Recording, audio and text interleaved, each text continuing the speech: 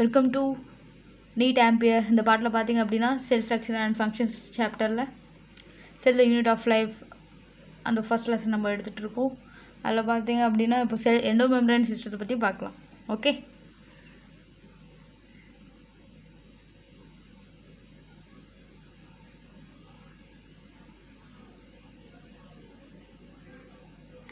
endomembrane system.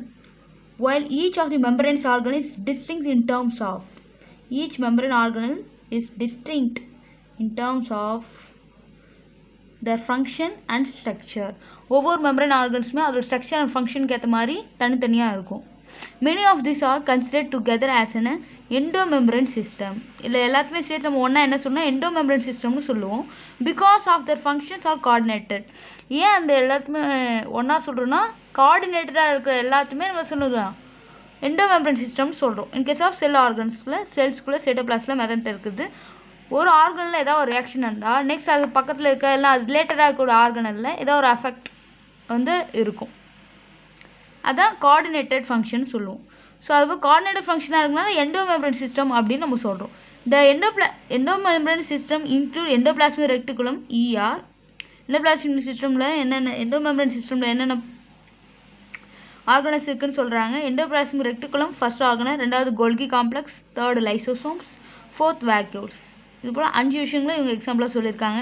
Since the functions of the mitochondria, chloroplasts and periosomes are not coordinated with the above components. Mitochondria, chloroplast, peroxisome இந்த மூணும் மற்ற காம்போனன்ட்ஸ்க்கு coordinate பண்ணாததுனால நம்ம எண்டோமெம்பரேன் சிஸ்டம்னு சொல்லது கிடையாது. The above components, these are not considered as a part of endomembrane system. இப்போ first ஆர்கனான endoplasmic ரெட்டிகுலத்தை பற்றி பார்க்கலாம். ER. Electron microscope studies of eukaryotic cells reveal the presence of network of reticulum of tiny tubular structures scattered in the cytoplasm. That is called endoplasmic reticulum. Cytoplasmல ரொம்ப ஸ்கேட்டர்டான கரெக்டாக ரெகுலராக சர்க்குலராகவோ இல்லாத இல்லை correct straight லைன்ஸாக இல்லாமல் ரொம்ப இர்ரெகுலரான ஒரு ஸ்ட்ரக்சர்ஸில் நீட்டாக ஒரு சில டியூபல்ஸ் அமைஞ்சிட்டு இருந்தது. அதுவும் நியூக்ளியஸ்க்கு பக்கத்தில் அதுவும் ஒரு மெம்பரைன் போல், அதுவும் ரொம்ப திக்கான ஒரு மெம்பரைன் ஸ்கேட்டடாக டியூபல்ஸோட ஸ்கேட்டடாக இருந்தது. அதுக்கு பேர் எண்டோபிளாஸ்மிக் ரெட்டிகுலம் அப்படின்னு சொல்கிறாங்க. அதுவும் எலக்ட்ரான் மைக்ரோஸ்கோப் ஸ்டடீஸ் தான் இதை ப்ரூவ் பண்ணுச்சு. எலக்ட்ரான் மைக்ரோஸ்கோப் இப்போ லேட்டஸ்ட்டாக ஒரு மைக்ரோஸ்கோப் தான். அதர்வைஸ் 90s மைக்ரோஸ்கோப் தான் அது. ஓகேவா? ஸோ அதனால் அந்த ஒரு ஸ்டடீஸ் மூலமாக தான் எண்டோபிளாஸ்மிக் ரெட்டிகுலம் டீட்டெயில் ஸ்டடீஸை நம்ம இப்போது படிச்சுட்டு இருக்கோம். இந்த endoplasmic reticulum it has 2 distinct compartments.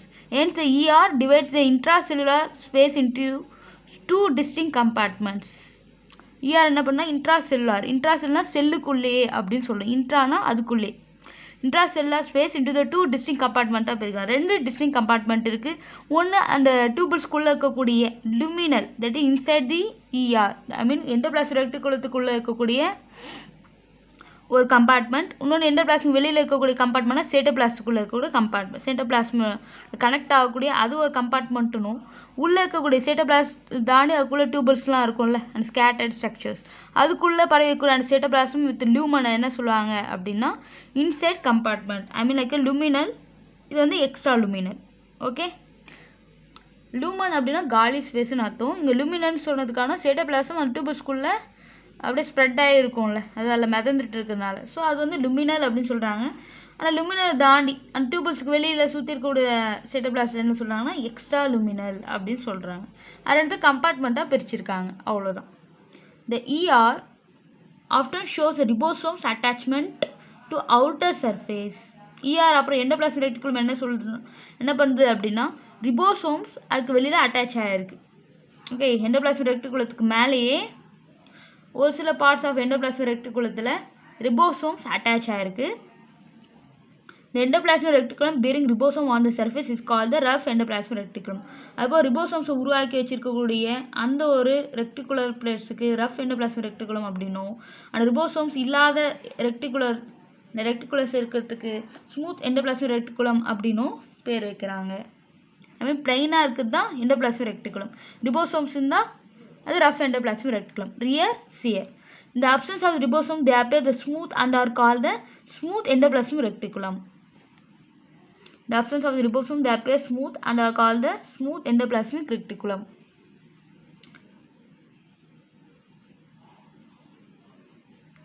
Rear is frequently observed in the cells actively involved in the protein synthesis and secretion. Ribosomes தான் protein synthesis பண்ணும். அதனால தான் ரியரை வந்து protein synthesisக்கும் செக்ரேஷனுக்கும் ஒரு மெயின் ஏரியாவை சொல்கிறாங்க. They are extensive and continuous with the outer membrane of the nucleus. நியூக்ளியஸ்லேருந்து வெளியில் வர மாதிரி இருக்கும். லைக் எக்ஸ்டென்சிவ் அண்ட் கண்டினியூஸாக இருக்கும். ஓகே, கண்டினியூஸாக அதில் சிஸ்டனேலாம் இருக்கும். இப்படி வளைஞ்சி நிலைஞ்சி நிறைய ஃப்ளோடிங்ஸாக இருக்கும். தட் இஸ் அதனால தான் அது கண்டினியூஸாக இருக்குது. ஓகேவா? Continuous with the outer membrane of the nucleus. Nucleus outer membrane இருந்து அப்படியே கண்டினியூஸாக இருக்கும். The smooth endoplasmic reticulum is the major site for synthesis of lipid.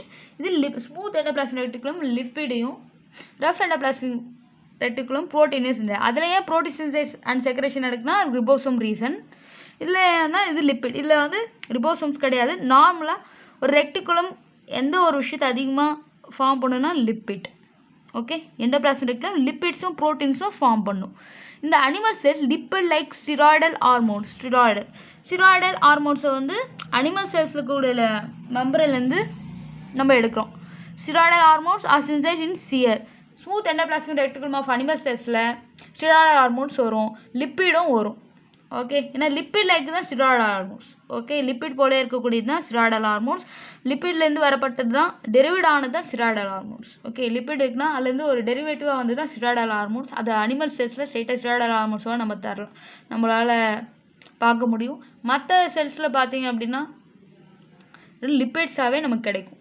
Okay, இது அனிமல் செல்லுக்கு கூட ஒரு ஸ்பெஷாலிட்டி என்னென்னா லிப்பிட் லைக் ஸ்டிராய்டல் ஹார்மோன்ஸ் டேரெக்டாகவே ஸ்மூத் எண்டோபிளாஸ்மிக் ரெட்டிகுலத்துலேருந்து நமக்கு கிடைக்கும். இப்போ அதுக்கான பிக்சரும் இங்கே பார்க்கலாம். இது நியூக்ளியஸ் வந்து கண்டினியூஸ். இது நியூக்ளியர் மெம்பரைன் மேலே இருக்குது. நியூக்ளியர் போர்ஸ் ஒரு சில ஹோல்ஸ் இருக்குது, அது நியூக்ளியர் போர்ஸ். அந்த நியூக்ளியர் என்வலப்புக்கு மேலேருந்து பார்த்தீங்கன்னா கண்டினியூஸாக ஒரு பாடி இருக்குல்ல, அதுதான் எண்டோபிளாஸ்மிக் ரெட்டிகுலம். இது எல்லாமே எண்டோபிளாஸ்மிக் ரெட்டிகுலம். இல்லை ரிபோசோம்ஸ் ஒட்டி இருக்குது, இதில் அட்டாச்சாக இருக்குது. அது ப்ரோட்டீன் சின்தசைஸ் பண்ணும் இந்த இடத்துலலாம். அது ரஃப் எண்டோபிளாஸ்மிக் ரெட்டிகுலம்னு சொல்கிறோம்.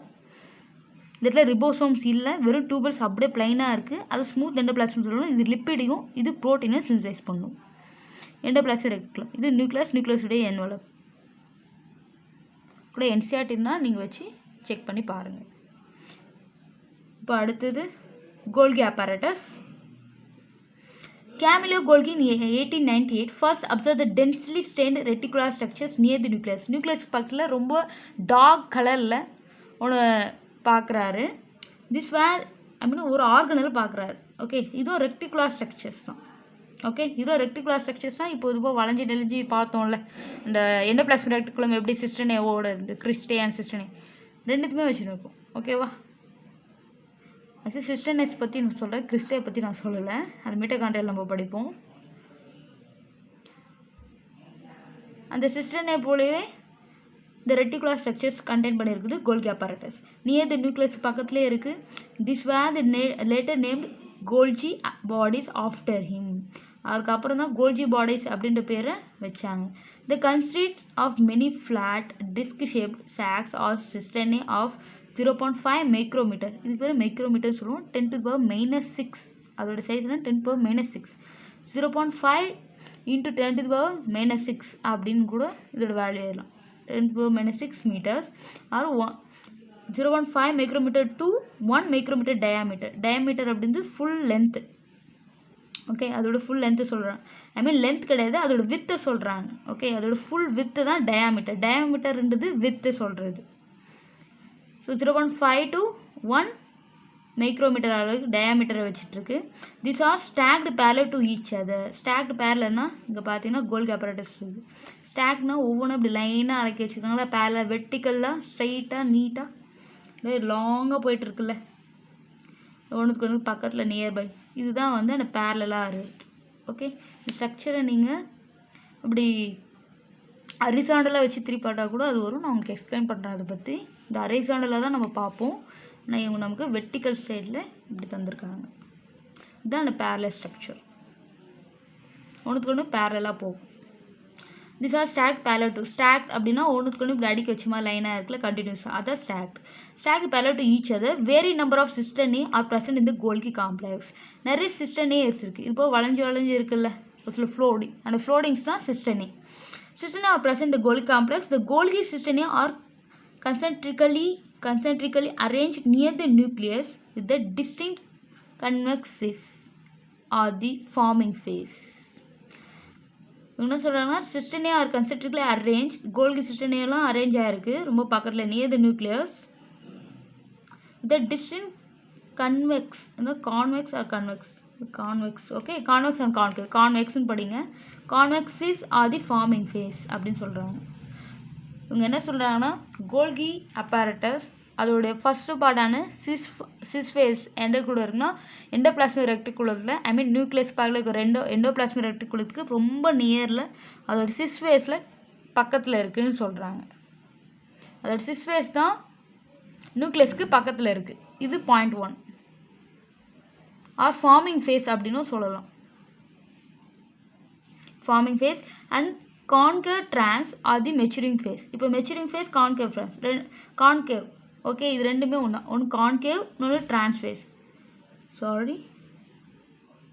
Okay. And concave trans are the maturing phase அப்படின்னு சொல்கிறாங்க. கான்கேவாக இருக்கக்கூடிய ட்ரான்ஸ் ஆர் மெச்சூரிங் ஃபேஸ் வந்து எப்படி இருக்கும் அப்படின்னா அதுக்கு பேக் சைடில் இருக்கும், அது தூரமாக இருக்கும். இல்லை அதில் சொல்லலை, பட் ஆனால் நான் உங்களுக்கு சொல்கிறேன். சிஸ் ஃபேஸ் நியூக்ளியஸ்க்கு பக்கத்துலேயும் ட்ரான்ஸ்ஃபேஸ் நியூக்ளியஸுக்கு தள்ளியும் இருக்கும். அப்படி நியூக்ளியஸ் அப்படின்னு நம்ம சொல்கிறோம். ஆனால் உண்மை சொன்னால் நியூக்ளியஸ்லேருந்து வரக்கூடிய எண்டோபிளாஸ்மிக் ரெக்டிகுலத்துக்கு பக்கத்தில் இருக்கணும்னு சொல்லலாம். எண்டோபிளாஸ்மிக் ரெக்டிகுலத்துலேருந்து தூரமாக இருக்குதுன்னு சொல்லலாம். தூரமாக இருந்தால் ட்ரான்ஸ்ஃபேஸ், கிட்ட இருந்தால் அது சிஸ் ஃபேஸ்.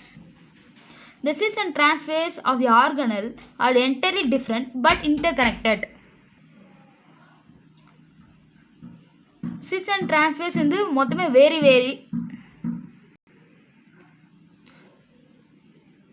ரொம்ப வேரி ஆகுது, பட் ஆனால் ஒன்றுக்கு ஒன்று இன்டர்கனெக்டடாக இருக்குது. The Golgi apparatus principally perform the function of packaging materials. Golgi apparatus என்ன பண்ணுது அப்படின்னா function of packaging the materials.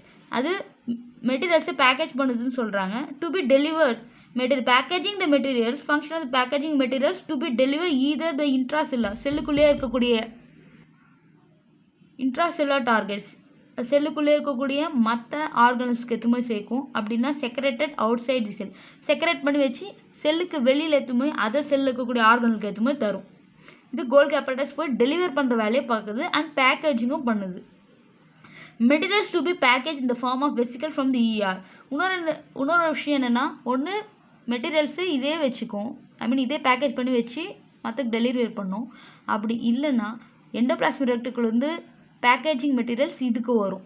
ஒன்று இது மெட்டீரியல்ஸை பேக்கேஜ் பண்ணி அனுப்பணும், அப்படி இல்லைன்னா எண்டோபிளாஸ்மிக் ரெக்டிகுலருந்து வரக்கூடிய மெட்டீரியல்ஸை இது ரிசர்வ் பண்ணும். அதை ஆல்ரெடி பேக்கெட் பண்ணி எண்டோபிளாஸ்மிக் ரெக்டிகுலத்துலேருந்து இதுக்காக வரும். அப்படி வரக்கூடிய அந்த மெட்டீரியல்ஸ் எண்டோபிளாஸ்மிக் ரெக்டிகுலத்துலேருந்து வரக்கூடிய materials cis phase of the Golgi அப்பரேட்டஸில் வந்து சேரும். சிஸ் ஃபேஸ்ன்ற அந்த இடத்துல வந்து கோல்கி அப்பரேட்டஸில் வந்து சேரும். And move towards the maturing phase. அப்படியே கொஞ்சமாக மெச்சூரிங் ஃபேஸ்னால் ட்ரான்ஸ்ஃபேஸான வந்து சேரும். This explains why the Golgi apparatus remains in the close association with the endoplasmic reticulum with the nucleus. இது மூலமாக நமக்கு தெரியுது ஏன் கோல்கி அப்பரேட்டஸ் எப்பவுமே எண்டோபிளாஸ்மிக் ரெக்டிகுலத்துக்கு பக்கத்துலேயே இருக்குது. ஏன்னா எண்டோபிளாஸ்மிக் ரெக்டிகுலம் அதுக்கு வெசிக்கல்ஸ் மூலமாக மெட்டீரியல்ஸ் அனுப்புது. அந்த மெட்டீரியல்ஸ் டார்கெட் செல்ஸுக்கும் அண்ட் டார்கெட்ஸ் டிஷ்யூஸில் இருக்கக்கூடிய சில டார்கெட்ஸ் ஆர்கனல் எதுவுமே சேர்க்கணும். அது டெலிவரி பண்ணுற வேலையை இந்த கோல்கி அப்பரேட்டஸ் பண்ணுது. அது கோல்கி அப்பரேட்டஸ் அதுக்கு இஆர்லேருந்து அந்த மெட்டீரியல்ஸ் எல்லாத்தையும் வாங்கி டெலிவரி பண்ணுற வேலை தான் கோல்கியோடைய வேலை. டெலிவரிங் பண்ணுறது தான் கோல்கி அப்பரேட்டஸோட மெயின் வேலை.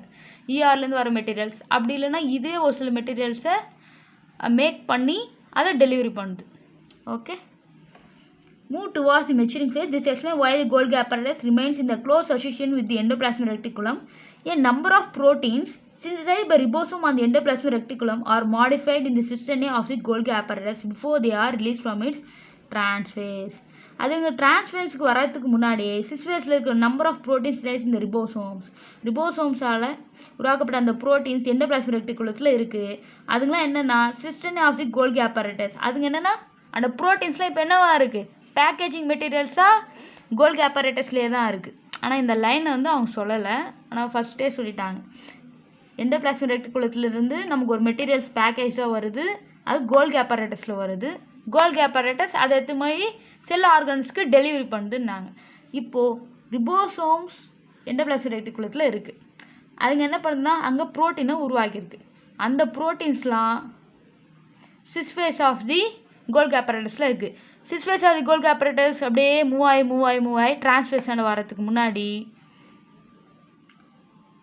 நடுவில் இருக்கக்கூடிய அந்த சிஸ்டனே அந்த ஃப்ளோடிங்ஸ் ஆஃப் தி கோல்கி apparatusல மாட்டிக்கிட்டு என்ன ஆகுது, ரிலீஸ் ஆகி போயிடுது.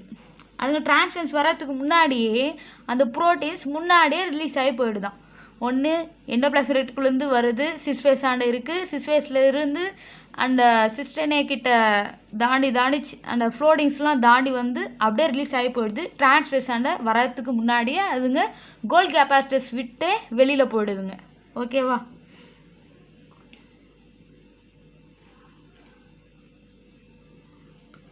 Before they are released from its transphase. Golgi apparatus is the important site of formation of glycoproteins and glycolipids. Golgi apparatus is the important site of formation of glycoproteins. Golgi apparatus glycoproteins glycolipids உருவாக்குது. நான் எப்படின்னு உங்களுக்கு explain பண்ணது, கோல்கி பற்றின விஷயத்தை உங்களுக்கு explain பண்ணுறேன்.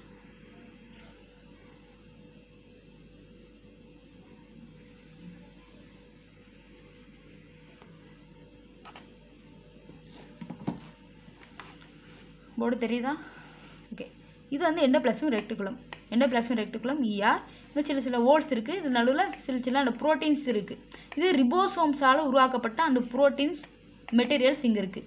இதுதான் நம்மளுடைய கோல்கி apparatus. தெரியுதா? கோல்கி apparatusஸை ஏபின்னு எழுதி வச்சுருக்கேன்.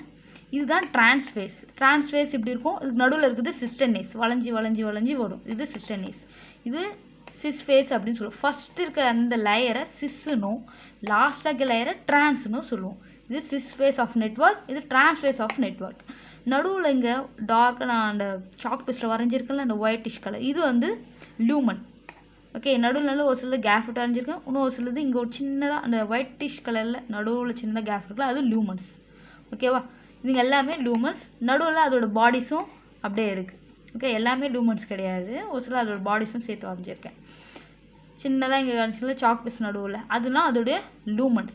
அந்த லூமன்ஸ்குள்ளே என்ன இருக்குது அப்படின்னா கண்டைன்ஸ் என்சைம்ஸ். ஓகே, இப்போ என்சைம்ஸ் கண்டெயின் பண்ணியிருக்கு. இந்த மாடல் பேர் என்னென்னா சிஸ்டனே மெச்சுரேஷன் மாடல். எப்படி சிஸ் ட்ரான்ஸாக மாறுது அப்படின்னு. இப்போ மெட்டீரியல்ஸ் எண்டோபிளாஸ்மிக் ரெட்டிகுலம் இருக்குது. எண்டோபிளாஸ்மிக் ரெட்டிகுலம் வந்து இந்த பேக்கேஜிங் ப்ரோட்டீன்ஸ் இங்கே வந்து இந்த சின்ன சின்னதாக இருக்குல்ல, ஒரு சில கேப்ஸ் இருக்குது, அண்ட் ஒரு சில ரிபோசோம்ஸ் இல்லை அட்டாச் ஆகிருக்கு. அந்த ரிபோசோம்ஸில் ப்ரோட்டீன்ஸ் பேக்கேஜ் ஆகி இருக்குது, அதுங்க அப்படியே இங்கே வருது. இப்போது இந்த மெட்டீரியல் சிஸ் ஃபேஸ் ஆனோட வந்து அப்படியே இங்கே வரும். எங்கே கோல்கி apparatusல சிஸ் ஃபேஸ் ஆனோட வந்து அந்த மெட்டீரியல்ஸ் பக்காரும், இது சிஸ் ஃபேஸ். இப்போது நம்மளோட ப்ரோட்டீன் லிப்பிட் இங்கே இருக்குது, ப்ரோட்டீன் ஆர் லிப்பிட். இப்போ என்ன பண்ணோம் அப்படின்னா இந்த ஒவ்வொரு லேயராக ஒவ்வொரு சிஸ்டனேவாக தாண்டி வரும். அவங்க சொன்னாங்களே சிஸ்டனே வந்து கிராஸ் ஆகி அதில் வந்து மாடிஃபை ஆகுது, சிஸ்டனில் மாடிஃபை ஆகுதுன்னு சொன்னாங்களே, அதுதான் அந்த ப்ரோட்டீன் மாலிகுல் இங்கே இருக்குது. ஒவ்வொரு சிஸ்டனாக தாண்டி வருது, டேட் வரன்னு லாஸ்ட்டாக டிரான்ஸ்ஃபேஸ். இது வந்து என்டையர் டிரான்ஸ்ஃபேஸ். ஓகே, இந்த லேயரே அப்படியே டிரான்ஸ்ஃபேஸாக இருக்குது. அதுக்குன்னா இங்கே வரப்பே இந்த மாலிகுல் ஸ்ட்ரைட்டாக இங்கே இப்படி வளைஞ்சி அதுக்குள்ளே இல்லாமல் அது உள்ளே டிப் ஆகி வரும். இந்த நடுவுக்குள்ள என்சைம்ஸ் இருக்கும். லூமனுக்குள்ளே என்ன இருக்குது? என்சைம்ஸ். அந்த என்சைம்ஸ் இதை சுகராகவோ இல்லை பாஸ்போலிபிட்ஸாவோ இல்லை பாஸ்பேட் அயன்ஸாவோ இல்லை ஃபேட்டி ஆசிட்ஸாவோ மாற்றி லாஸ்ட்டில் எடுத்துன்னு வந்து டிரான்ஸ்ஃபேஸுக்கு முன்னாடி வச்சுங்கிறப்போ அது வெளியில் ரிலீஸ் ஆகிடும். இங்கேருந்து அப்படியே வெளியில் ரிலீஸ் ஆகிடும். இங்கே பாருங்கள், வெளியில் அப்படியே ரிலீஸ் ஆகி இங்கே பக்கத்தில் லைசோசோம்ஸ் இருக்குது. இப்படி பக்கத்தில் இது வந்து சைட்டோபிளாசம் தானே, சைட்டோபிளாசத்துக்குள்ளே தானே இது நடக்குது. இங்கே லைசோசோம்ஸ் இருக்குது, இந்த பக்கமும் லைசோசோம்ஸ் இருக்குது. ஓகேவா? இங்கே பாருங்கள் லைசோசோம்ஸ் இருக்கா. இப்போ இங்கே இருக்கக்கூடிய அது இங்கே டிரான்ஸ்ஃபேஸ்க்கு முன்னாடி வரப்பே அது லைசோசோம்ஸுக்கு வந்துடும். நம்ம உருவாக்கப்பட்ட நம்மளால் இங்கே ERலேருந்து கொண்டு வைக்கப்பட்ட அந்த லிப்பிடோ இல்லை அந்த ப்ரோட்டீனோ ரிபோசோம்ஸாக உருவாக்கப்பட்ட அந்த ப்ரோட்டீன் அப்படியே ஒவ்வொரு சிஸ்டனில் இருக்கிற லூமன்ஸுக்குடைய என்சைம்ஸால் மாடிஃபை பண்ணப்பட்டு லாஸ்ட்டில் லைசோசோம்ஸ், வெசிகல்ஸ், அதர் வெசிகல்ஸ், நான் சொல்கிறது இது கிடையாது. வெசிகல்ஸ் இல்லை லைசோசோம்ஸ், இல்லை அதர் செல் ஆர்கனல்ஸ், இல்லை அதர் செல், இல்லை அதர் டிஷ்யூஸ் அப்படின்னு சொல்லி அப்படியே ட்ரான்ஸ்ஃபார்ம் ஆகி இந்த என்டையர் சைட்டோபிளாசத்தில் சுற்றி வரும். அண்ட் அதோட டார்கெட் டிஷ்யூஸோ இல்லை டார்கெட் ஆர்கன்ஸில் போய் பண்ணி அதுக்கப்புறம் பயாலஜிக்கல் ரெஸ்பான்ஸை அது தரும். ஓகேவா? ஸோ இது போய் இங்கே தான் ட்ரான்ஸ்ஃபேஸ், இது சிஸ் ஃபேஸ். இந்த சிஸ் இருக்குல்ல, இந்த சிஸ் எண்டோபிளாஸ்மிக் ரெட்டிகுலத்துக்கு பக்கத்துலேயே இருக்கும். இது ட்ரான்ஸ்ஃபேஸுக்கு இவ்வளோ தூரம் இருக்குது. ஓகேவா? அதனால தான் இது தூரமாக இருக்குது, இது கிட்ட இருக்குது. இந்த entire Golgi apparatus endoplasmic reticular அசோசியேஷனாக இருக்கிறது காரணம் இதுதான். புரிஞ்சிருக்கும்னு நம்புகிறேன். தேங்க்யூ, பாய்.